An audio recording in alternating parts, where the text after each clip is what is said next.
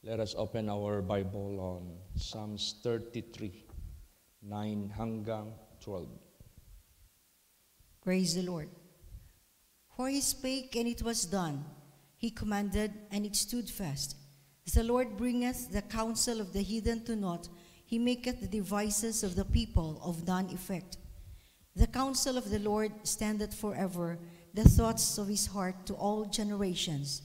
Blessed is the nation whose God is the Lord, and the people whom he hath chosen for his own inheritance. Ayan. So napakapalad po ang sinumang bansa, sinumang bayan, sinumang pamilya, sinumang individual sa buong sanglibutang ito whose God is the Lord. Especially and the people whom he had chosen for his own inheritance.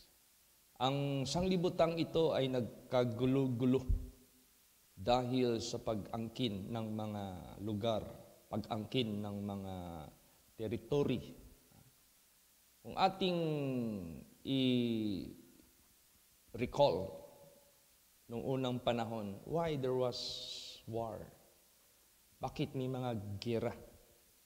Dahil agawan ng teritoryo, agawan ng areas sa sanglibutang ito para sila maghari. Subalit, ang salita ng Diyos nagsasaad o nagsasabi, lahat temporary. Pero meron siyang gustong ipa-conquer sa atin na dadalhin niya tayo doon. Kaya nga sabi ni Lord Jesus Christ, be of good cheer, for I have overcome the world. So kung gusto nating maging overcomer sa sanglibutang ito, in order to have eternal inheritance, dito tayo sa katotohanan ng ating Panginoong Diyos who offer the best.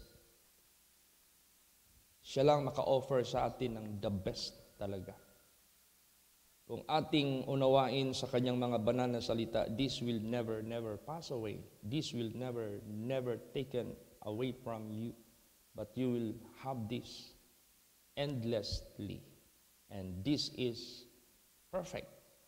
Hindi basta-basta ito. Unang-una, God will change your vile body into incorruptible body. Hindi basta-basta ang mga pangako ng Diyos. Kaya mapalad whose people, whose nation, whose God is the Lord. And sila yung chosen na mag-angkin ng kanyang inheritance. Ngayon, ang sanglibutang ito ay napuno na ng fake news. Sari-sari ng nagkikreate sa utak ng tao at sinasakyan ang pandemic, sinasakyan ang reign of the Antichrist, sinasakyan kung ano-ano pang mga issues na pangyayari sa sanglibutang ito. And there are so much statements that can make people confused. Maraming tao ma-confuse. Kaya sa buhay natin, there is only one God who will tell us the truth.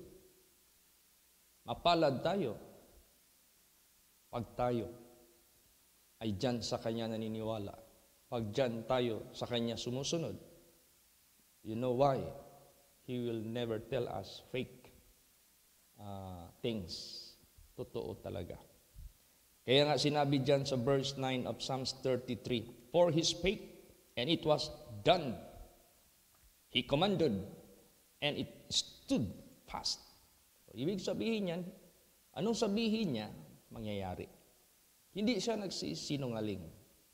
Hindi siya magpakailan paman marunong magsinungaling. It is impossible for God to lie. Verse 10, the Lord bringeth the counsel of the heathen to naught. Sapagkat napakaraming mga tao sa sanglibutang ito who are ungodly, who do not believe God, who do not believe the Creator. At itong mga taong ito yung gumagawa ng sarili nilang katalinuhan. And most of their opinions, ideologies, are against to the true God, laban doon sa totoong Diyos. Kaya ang nangyayari tuloy, ginagawa ng Diyos ang counsel nila to nothing. Mahulog yan sa lahat, sa walang katotohanan, walang katuparan. Yan ay mahulog lamang sa kathang isip. Yan ay mahulog lamang sa tinatawag na, para bang tinatawag nilang myth. Kwento lang, hindi totoo. And make it the devices of the people of none effect. Meaning to say, ang mga tao, gagawa sila ng sarili nilang kaligtasan, gagawa sila ng sarili nilang place of abode wherein they could dwell there, maybe better than here on earth. Marami silang devices. Marami silang mga iniisip. Nalaalan yung lumabas sa news na gusto nila maggawa ng tawag yan doon sa Mars.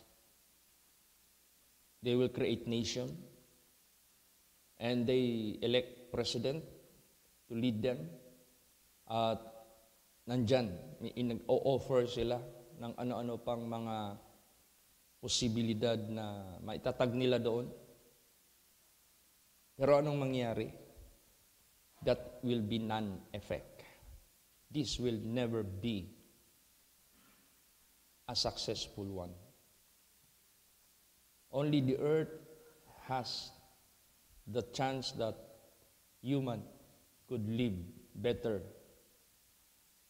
than the all planets sa sanglibutang ito. Punta ka sa Mars, puro bato. Punta ka sa Mars, walang ka-green. Mahirapan ka nga makakita ng tubig doon. It's so difficult. Kaya, dito tayo makinig sa Diyos. Dito tayo maniwala sa Diyos. Both temporal and eternal, hindi siya magsisinungaling. Lahat ng mga devices ng mundo na against sa kanyang katotohanan, this will come to naught. Mawawalan ito ng bisa. Non-effect, kumbaga pa. Verse 11, bakit sa Panginoon tayo makikinig? Bakit sa Panginoon tayo maniniwala? The counsel of the Lord is standeth forever. The thoughts of His heart to all generations. See? Ibig sabihin niyan, the effectivity of His counsel will remain effective. The accuracy of His counsel will remain accurate. So, saan ka pa pupunta? Saan ka pa maniniwala? Saan ka pa makikinig? Dito tayo sa totoong Diyos. Bakit? Gaano ka katotohanan at effective at makapangyarihan ang bawat salita ng Diyos? Basahin natin. Psalms 33 verse 6. Praise the Lord. By the word of the Lord were the heavens made, and all the host of them by the breath of His mouth. You see? Sa salita ng Diyos ang mga langit na gawa. Tingnan mo lang yung heavens. Why they call it heavens? Because of so much planets. Pag nasa earth ka, that is one of the planets. If you look to the sky upward, that is heavens.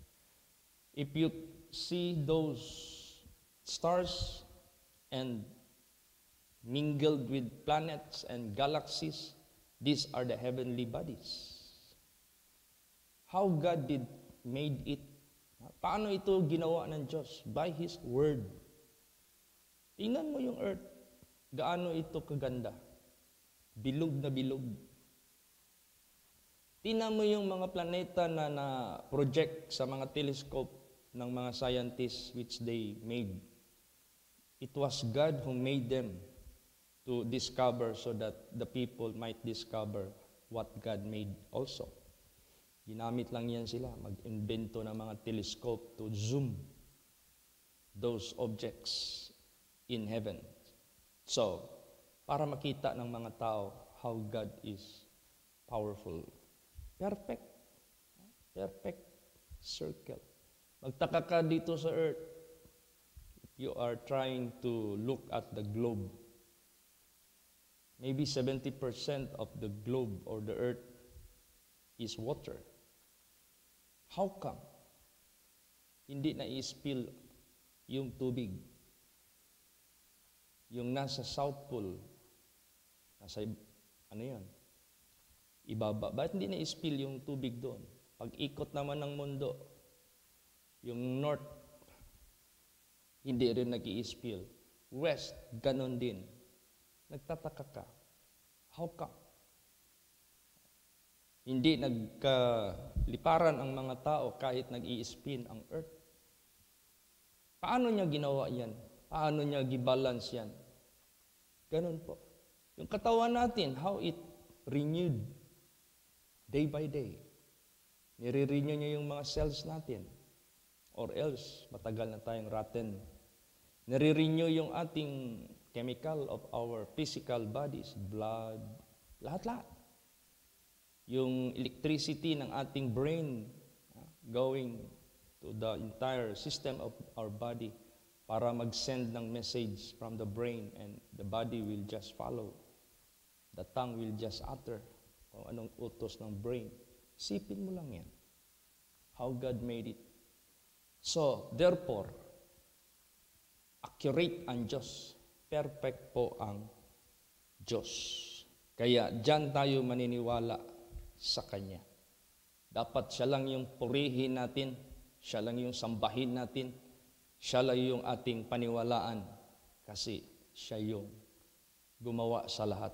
Kung wala siya, wala tayong lahat. Huwag tayong sumunod sa mga taong who are going against God, the Creator, who are going against our Lord Jesus Christ na nagdala sa atin dito ng kaliwanagan. Basahin pa natin bakit we have to praise God. Psalms 148, 5 and 6. Praise the Lord. Let them praise the name of the Lord, for he commanded, and they were created. He hath also established them forever and ever. He hath made a decree which shall not pass. You see? Let them praise the name of the Lord, for he commanded, and they were created. Kinuman lang niya yung lahat. Let there be light. And there was light. Let there be greater light. Let there be lesser light. Let there be sea. Let there be firmaments. Lahat. He just uttered it from his mouth and it was made or created because he is God that will tell accurately. Accurate ang kanyang mga sinasabi. Perfect. Heaven and earth may pass away, but His word will never fail, will never pass away. Kaya sa buhay natin, huwag tayong matakot yung mga fake news sa sanglibutang ito. Minsan, alam mo si Satanas, ang gusto ni Satanas, you will be terrorized so that you will bow down yourself before them and submit yourself unto them. There is only one God of whom we must reverence, of whom we must fear, of whom we must believe. Kasi siya lang yung makaparusa sa atin na walang makapigil. Siya lang din yung makapag-reward sa atin na walang makapagpigil din. Nandyan sa Kanya ang justice and judgment. He is righteous and faithful. Kaya sa buhay natin, ano man yung salita ng Diyos sa Biblia na nakasulat. You know, this Bible, although these were written by men, but it was written by the holy men. of God, they were inspired by the Holy Spirit. Alaala niyo yung bahay ni Sister Lilia na sunog, na naabo ang lahat ng kanyang ari-arian. Pagbisita nila doon, isa lang ang hindi nasunog, even a single page, even the edge of that book was not burned. Ano yun? The Bible. He can resist any fire because God is the Bible, the Word of God. Nasunog yung simbahan natin doon sa Kamalig kasi napabayaan yung kanilang yung ginatong nila sa pagkain ba, tapos meron pang apoy or baga, umalis sila doon. Siguro sa lakas ng hangin doon, nagkaroon ng refire, bumalik yung apoy. Pagkatapos, nasunog yung buong simbahan, pati yung pulpito, sunog. So, the Bible that is being put on the top of the pulpit like this, went down to the ground. Pero kagtaka ka, even a single page or a single edge, as is, walang sunog. Bakit? That is to prove that God is powerful than any dito sa mundong ito. And He controls everything. The temperature of the fire, He controls. Praise the Lord. O kaya ang Word of God, siya lang yung makapangyarihan. Bakit yung libro ng mga nasa paaralan na sunog? Bakit yung mga libro dyan ng mga kahit anong libro na sunog? What is the difference between those books and the Bible? Pareho papel. Pareho printed by the machine. But why is it the Bible is not being burned? Diyan ka magtaka. You must think that the Bible, the Word of God, is powerful because that is God Himself. God can protect His own Word to be preserved para lang ito ma-share sa buong mundong ito. Para ma-preserve ka rin if you believe. Praise the Lord! Ang sabi ng Bible, pag maniwala ka, sumunod ka sa Diyos, hindi ka masunog sa impyerno, hindi ka mapunta sa impyerno. So, giprove ng Diyos, yung Word of God, hindi kayang sunugin. Kasi pag maniwala ka, hindi ka rin masunog pagdating ng panahon. But you will be enjoying the pleasure of God in heaven. See? Kaya sa buhay natin, huwag na tayong mag-aksaya pa ng panahon. Panahon na meron tayong roll call sa pagpakinig ng Word of God, you must be present. Tingnan mo yung mga testimonies kagabi sa prayer meeting natin. Paano na-preserve yung mga children of God in spite of many trials and temptations? By the Word of God, they were renewed. By the Word of God, they were able to face challenges. By the Word of God, they were able to overcome trials, resist temptation. By the Word of God, they were able to stand in this perverse and crooked generation. Kung iyong isipin, what if walang Word of God? We shall be exhausted. Pag exhausted ka na, you don't have strength to stand in the midst of temptations and trials. Pag wala ka ng lakas itayo, of course, you will fall. Malaglag ka. Ma-overcome ka. Kaya ganon. Mapalad tayo. Dahil yung Word of God. And He hath also established them forever and ever. He hath made a decree which shall not pass. Tingnan mo yung mga planeta, naggawa siya ng decree. Ikaw, Earth, this is your path. Ikaw, Mars, this is your path. Ikaw, Mercury, this is your path. Ikaw, Pluto, this is your path. Stay in your path. Wala. Nandyan yung decree niya. Sumusunod sila. Ikaw, Earth, your speed. must be this, so that people will not be spinned. Hindi sila magtalsikan. O sumunod ang earth. Ikaw, sun, this is your temperature that you have to produce to the earth para hindi masunog yung earth. Sumunod. Lahat, decree yan ng Diyos. Praise the Lord. Kaya, tingnan mo paano niya ginawa yung ilaw. Basahin natin. Genesis 1:3. Praise the Lord. And God said, "Let there be light," and there was light. Yan, sinabi niya lang. God said, "Let there be light." And there was light. Bakit niya ginawa yung light? Because from the start, the universe were full of darkness and void. Ibig sabihin yan, there is nothing that exists except full of darkness. So unang ginawa niya, light. Let there be light. And there was light. Sinabi niya lang. Praise the Lord. Kaya ganun siya. Lahat ng sinasabi niya, totoo. Basa pa. Hebrews 11:3. Praise the Lord. Through faith, we understand that the worlds were framed by the word of God, so that things which are seen were not made of things which do appear. Oh, tingnan mo. Minsan, pilosopo yung mga tao eh.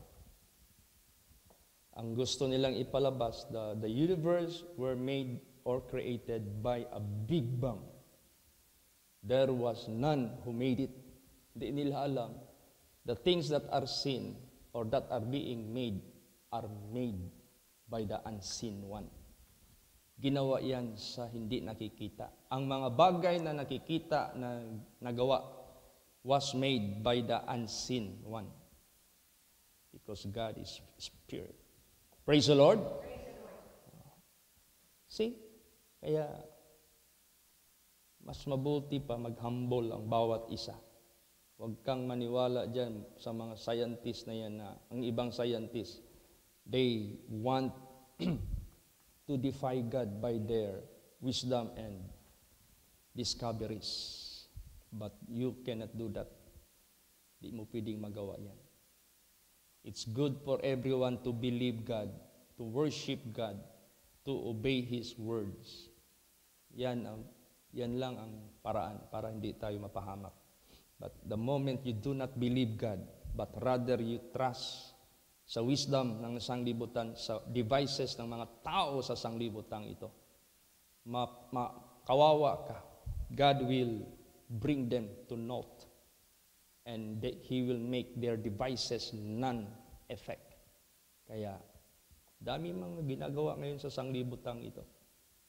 Hanggang ngayon, never become successful because it is against His will, it is against His truth. Kaya, nanindigan tayo sa salita ng Diyos. Do not too much listening to the fake news. Daming fake news ngayon na pinapalabas. Gusto lang yan sila maka-gain ng mga viewers, likes, shares, kasi alam nila makapera sila dyan. Bakit hindi tayo makinig sa salita ng Diyos? Dito tayo mabibless, dito tayo maliligtas. Kaya yung Word of God, kung ano yung nangyari sa Bible, that is for our learning and lesson. It's good for us to read the Bible. It's good for us to listen to the Word of God and apply it kung anong natutunan natin. Basahin natin. Psalms 93 verse 5. Praise the Lord. Thy testimonies are very sure. Holiness becometh thine house, O Lord, forever. See? Ang mga testimonies ng Diyos na nakasulat sa Bible are very sure. What do you mean of that? To those who were punished because of their unbelief and disobedience and wickedness in the presence of God, that's sure. Pag gagawin mo rin yan, sigurado you will be punished. But for those who were blessed by God and saved by God because of their faith and obedience, sure yan. Pag ginawa mo rin yung faith nila at saka obedience nila, sure yan matatanggap mo rin. Because God is no respecter of person, and the effectivity of His word is unto all generations. Dito tayo makinig, dito tayo maniwala. Do not waste time in making many books. It is just a weariness of the flesh. But be admonished. The whole duty of man is to fear God and keep His commandments, para hindi ka ma-deceive sa sanglibutang ito. Basahin pa natin paano nangyari ang mga nagawa. Sige. Colossians 1:16 and 17. Praise the Lord. For by Him were all things created, that are in heaven and that are in earth, visible and invisible, whether they be thrones or dominions or principalities or powers, all things were created by Him and for Him. And He is before all things, and by Him all things consist. See? Minsan may magtanong sa akin, Pastor, totoo pala yung mga inkanto, yung mga masamang espiritu, yung mga fallen angels? Sabi ko, that is true, because that is being written in the Holy Scripture that sometime there was war in heaven led by Lucifer, and they were cast down to earth. And these are the fallen angels who disturb children of God, deceiving and tempting them to fight against their Creator. Yan sila. Totoo talaga yan. We encounter them actually. Praise the Lord. We talk to them. They dialogue with us. Panahon na mag-casting out, mag-dialogue yan sila sa atin. They are begging for mercy to God. Kaya, ganun po. Pasalamat tayo sa Diyos dahil pina-experience sa Diyos sa atin what is really exists. Praise the Lord. Para lalo bang ma-prove that God will never make any statement in the Holy Scripture void and nothing or useless. So, therefore, pasalamat tayo dahil we have known Him, we serve Him, and He is with us, and we are doing for Him. Ginagawa natin para sa Kanya. Praise the Lord. Basa pa, Revelation 4:11. Praise the Lord. Thou art worthy, O Lord, to receive glory and honor and power, for Thou hast created all things, and for Thy pleasure they are and were created. Yes. He is the only worthy to receive honor, power, glory, because He created all things. Without Him, there could nothing that is being made, included us. Wala tayong lahat. Alam mo anong gagawin ng Diyos? Ipoprostrate niya ang mga tao na ayaw maniwala sa Kanya. You know what is prostrate?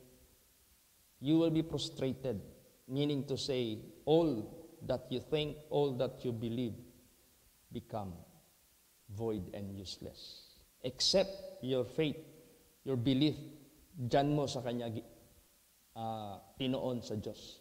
Praise the Lord. Basahin natin Isaiah 44:25. Praise the Lord. That frustrateth the tokens of the liars, and maketh diviners mad, that turneth wise men backward, and maketh their knowledge foolish. Yan. Tingnan mo si Satanas. He was prostrated in his all lies, sa lahat ng kasinungalingan niya. He maketh diviners mad. Alam nyo, bago ko lang na-experience that there was a man who would cause me harm. Gusto niya akong saktan. Gusto niya akong matumba. Gusto niya akong ma-overcome. Hindi ko man alam. Andun pala yung tao sa likod. This was happened in Chumbukan during my preaching in funeral service. May tao doon He used to do that to any pastors. And all pastors na ginawa niya yan, tumba talaga. Without my knowledge, diyan natin makikita, God knows what are in our surroundings. God knows those diviners, they will get mad if they will fight against the servants of God. Alam mo nangyari? Murag manok na giatay, nahulog sa kanyang upuan. Pak! Hulog talaga. During his session na gusto niya akong tumbahin. Without my knowledge yan. Sabi nga ng mga membro doon, Pastor, kung hindi namin inassist, patay ang tao. Patay talaga. Kasi nangisay na eh. Oh, sabi ko, praise the Lord. To God be the glory. Kaya He will make diviners mad. That turneth wise men backward and maketh their knowledge foolish. Wala. No one can go against God. Wala talaga. Kaya sa buhay natin, mapalad tayo if our faith is being put in His Word. Praise the Lord. Sige pa, ano pang mga paraan ng mga masamang espiritu dito sa mundo? Psalms 21:11. Praise the Lord. For they intended evil against thee. They imagine a mischievous device which they are not able to perform. Yan. Panahon ni Pastor Samuel Algabre. May gustong magbaril, may gustong magsaksak, may gustong magkarate, may gustong magkulam, may gustong magpalipad ng kanilang kapangyarihan to do harm against him. Anong nangyari? They are not able to perform. Ganon din sa ating experience. Mga pastors na naglilingkod sa Diyos, they have so much experience about the power of darkness. Walang nagawa. Yan ang patutuo that God is really powerful than anything on earth. Eh kung doon ka sa kanila sumanib, you are fighting against God. You are being among those people that will be punished by God. Mas mabuti pa dito tayo pumanig sa Panginoong Diyos, sa Kanyang katotohanan, sa Kanyang banal na salita. And we will become an overcomers sa lahat ng kaharap natin sa sanglibutang ito. Praise the Lord. Basa pa, Proverbs 19:21. Praise the Lord. There are many devices in a man's heart. Nevertheless, the counsel of the Lord that shall stand. Yes, gusto ng mga tao sa sanglibutang ito, the earth will be forever and ever and ever. Gusto ng mga tao sa sanglibutang ito, the life of a person will be forever and ever. That can never be done. That is against His truth and His word. Heaven and earth may pass away. Thou art dust, and unto dust you will return. But there is forever and ever the kingdom of God. And there is forever or life everlasting, which the Lord hath prepared. Yan ang totoo. Yan ang totoo. Yan ang tunay. Praise the Lord. Kaya dito tayo maniwala. Actually, kung tutuusin natin, God already declared the end from the beginning so that people just stand still and believe. At mangyayari, ipatunay ng Diyos, gagawin niya lahat ng kanyang deklarasyon. Last verse, Isaiah 46:10. Praise the Lord. Declaring the end from the beginning, and from ancient times the things that are not yet done, saying, My counsel shall stand, and I will do all my pleasure. Praise the Lord. Oh. Paano niya dineclare yung end from the beginning? Paano niya dineclare yung beginning? Basahin mo yung Genesis chapter 1. Nandyan yung beginning. How God made heaven and earth. How Adam and Eve, the first human, were fall into sin. Lahat nandyan yan. Paano niya dineclare yung end? Basahin mo yung Revelation. Yung hindi pa nangyayari, nakasulat na yan dyan.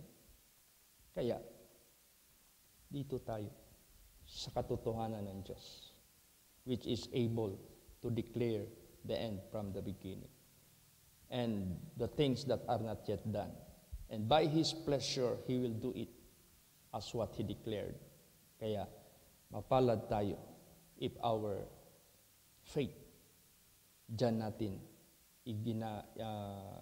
natin nilagay sa totoong Diyos na lumalang sa langit at sa lupa. He is the only one that will prevail pagdating ng panahon. Lahat papahiyaan niya.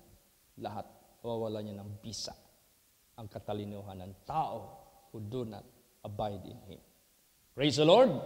Kaya, children of God, strengthen your faith. Focus your mind and your heart to the Word of God, to the truth of God.